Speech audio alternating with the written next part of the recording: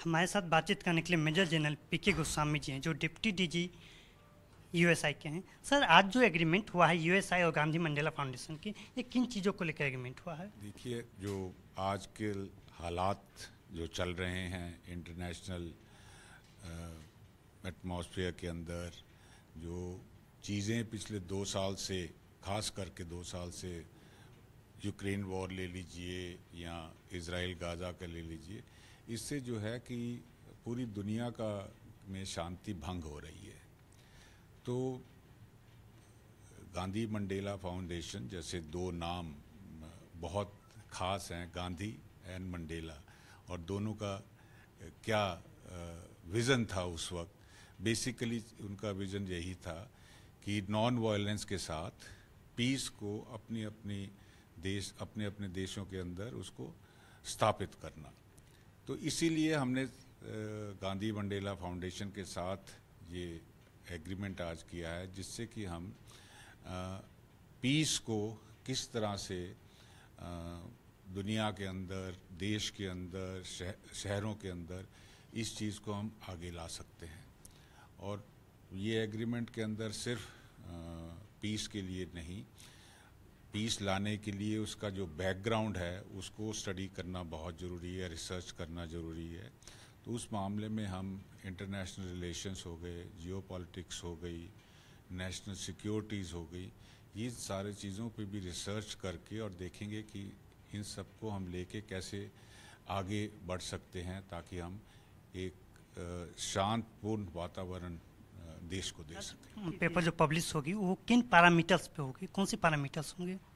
नहीं, उसके अंदर जैसे मैंने बताया कि 3 चीज़ें हैं जिसके ऊपर हम फोकस करेंगे, पर अभी पेपर जो किस चीज़ पे लिखे जाएंगे ये यूएसआई और गांधी मंडेला फाउंडेशन बैठ के हम डिसाइड करके आगे चलेंगे। जैसे कि अभी डिसाइड हुआ है कि सबसे पहले हम कर रहे हैं पीस इंडेक्सिंग, कि पीस के अंदर कौन कौन सी कंट्रियां किस किस पोजीशन पे हैं।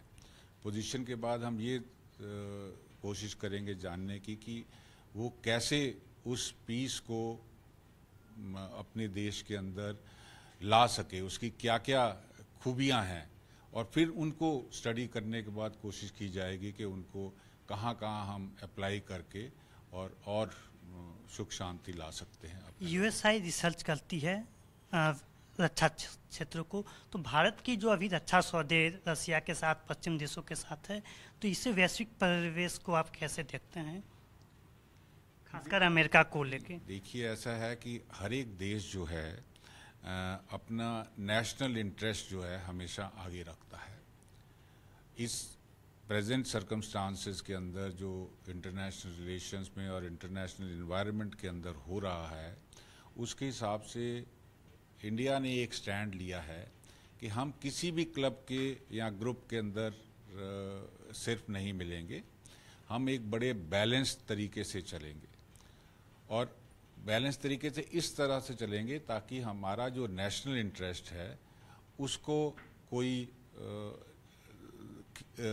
झटका नहीं लगे, और वो हम अपने नेशनल इंटरेस्ट के हिसाब से चलते रहेंगे। इसीलिए हमने, आप देखेंगे कि पिछले 10 सालों के अंदर गवर्नमेंट ने जो फॉरेन पॉलिसीज़ हैं या इनकी जितनी पॉलिसीज़ हैं वो बड़ी बैलेंस तरीके से हम चल रहे हैं। अमेरिका के साथ भी हम डील कर रहे हैं, रशिया के साथ भी हम डील कर रहे हैं। उसके सिवा छोटी मोटी कंट्रीज हों, चाहे कैरिबियन के अंदर हों, चाहे अफ्रीका के अंदर हों, हमने हर एक को साथ में लेके चलना है।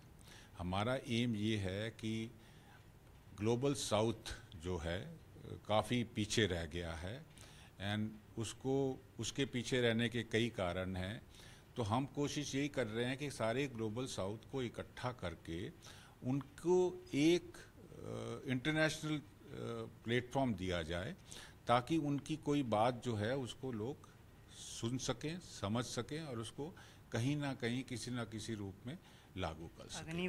अग्निवीर योजना सरकार लेके आई, इसको लेकर तमाम चर्चाएं चल रही है, पुनर्विचार की बातें हो रही, तो इसमें क्या आप मानते हैं कि पुनर्विचार होनी चाहिए?